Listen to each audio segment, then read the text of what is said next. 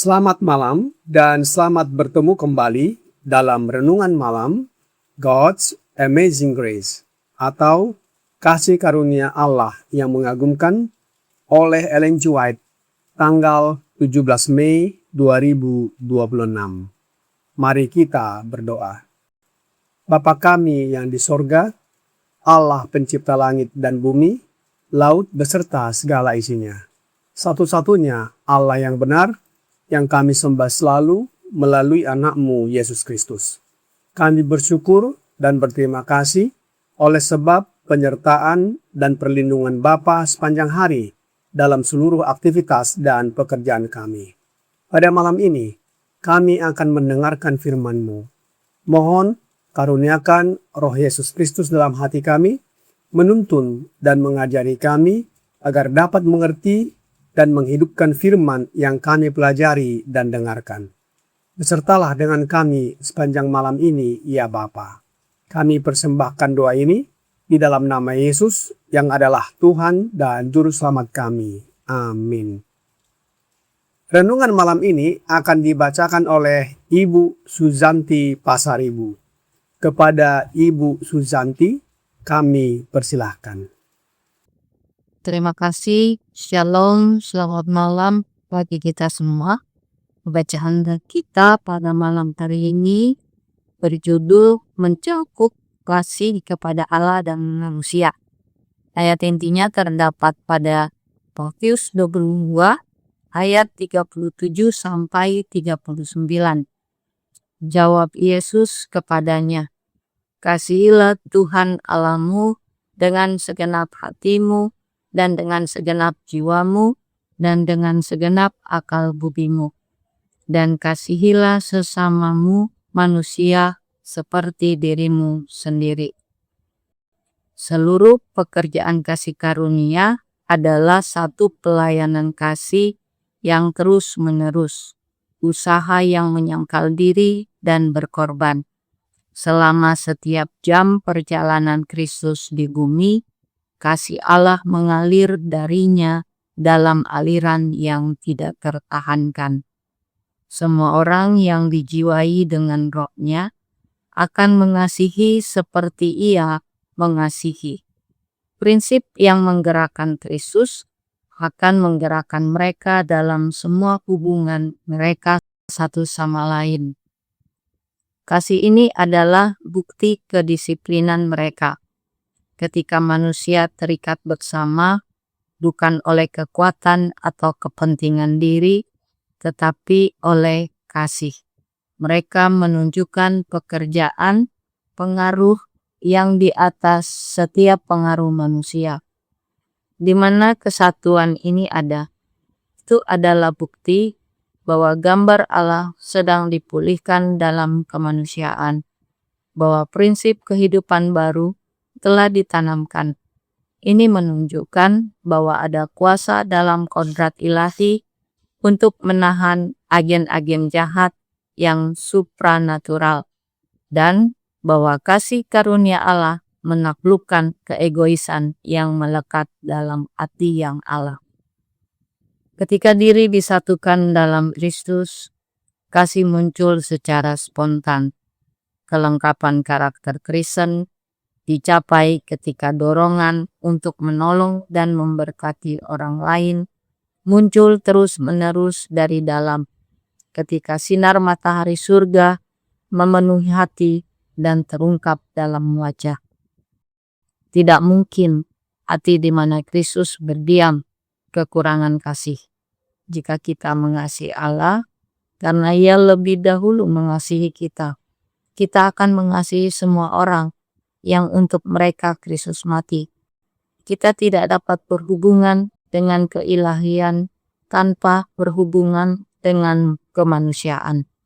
Karena di dalam Dia yang duduk di atas tahta alam semesta.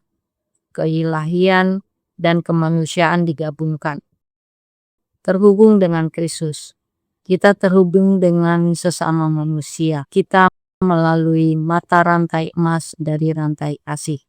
Kemudian belas kasihan dan kasih sayang Kristus akan dinyatakan dalam kehidupan kita.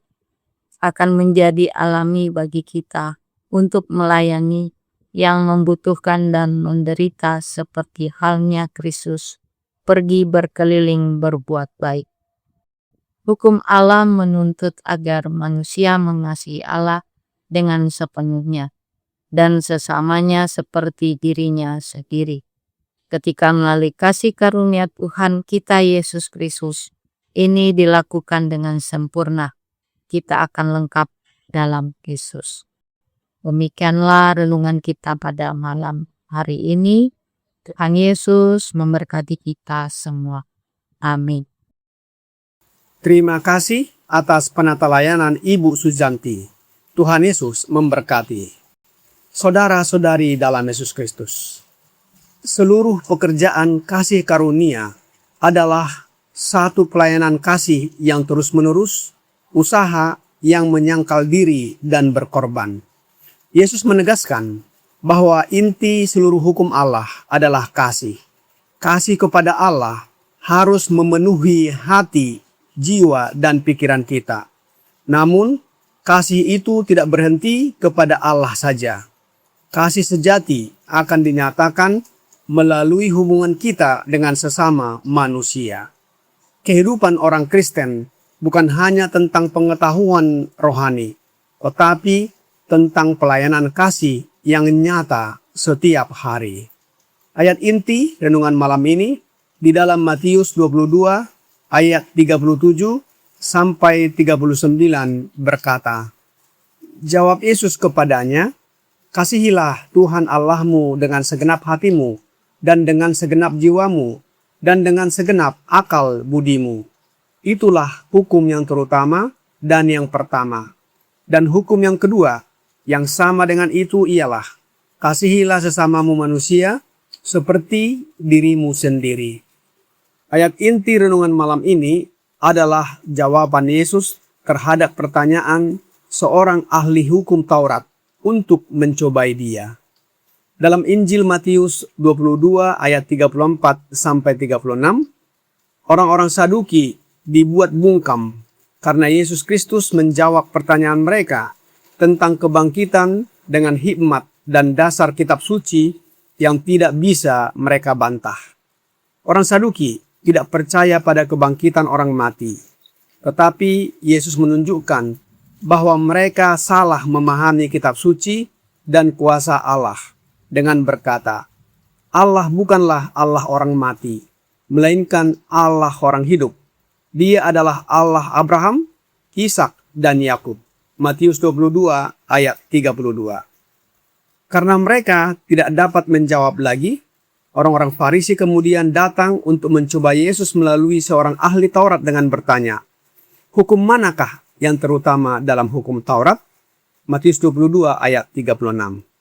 Yesus menjawab bahwa hukum yang terutama adalah mengasihi Allah dengan segenap hati, jiwa, dan akal budi.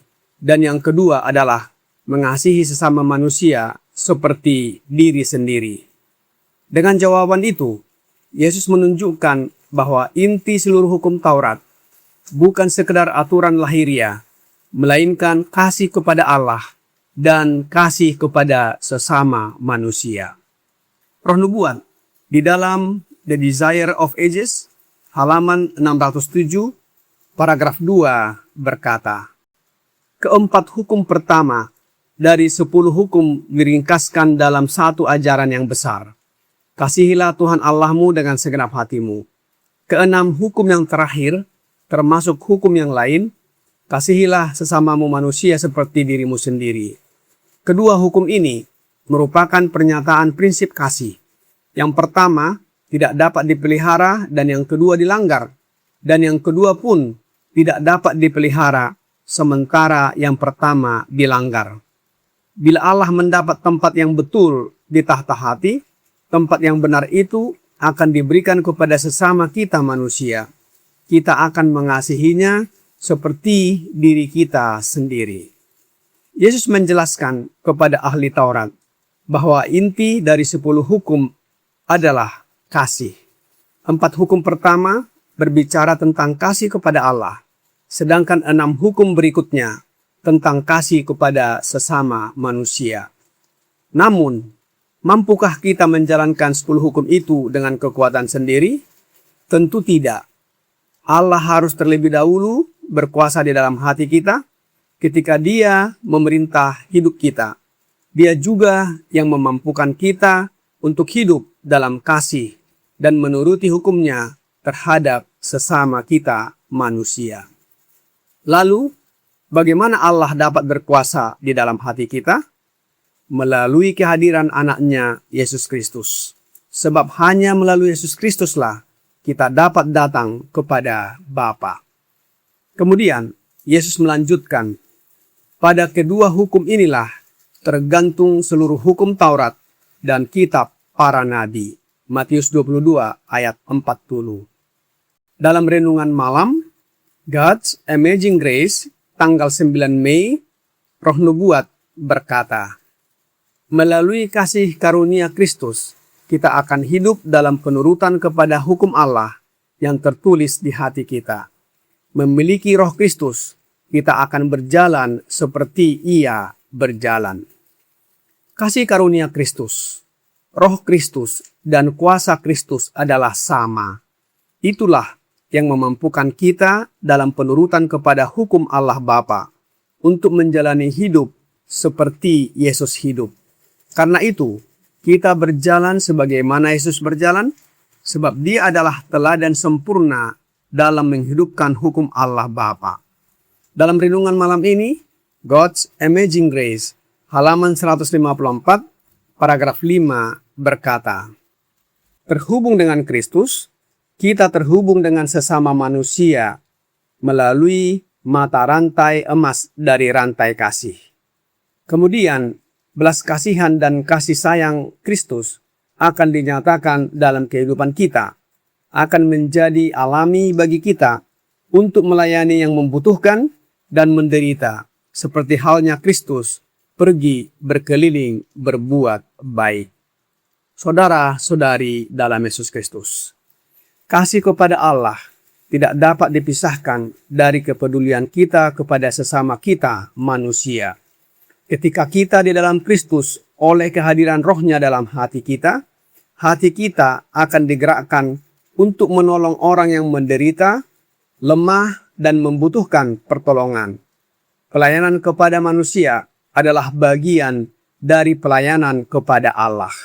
Oleh sebab itu, Rasul Paulus menuliskan suratnya ke jemaat Kolose sebagaimana di dalam Kolose 3 ayat 14. Dan di atas semuanya itu, kenakanlah kasih sebagai pengikat yang mempersatukan dan menyempurnakan.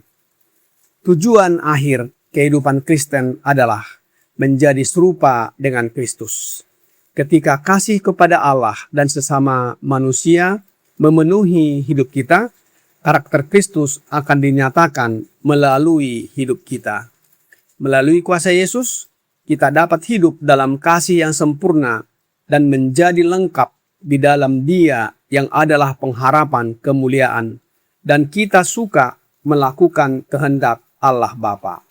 Roh Nubuat di dalam Prayer halaman 294 paragraf 4 berkata, ada persatuan yang sempurna antara mereka dan pencipta mereka. Penurutan bagi mereka bukanlah pekerjaan yang melelahkan.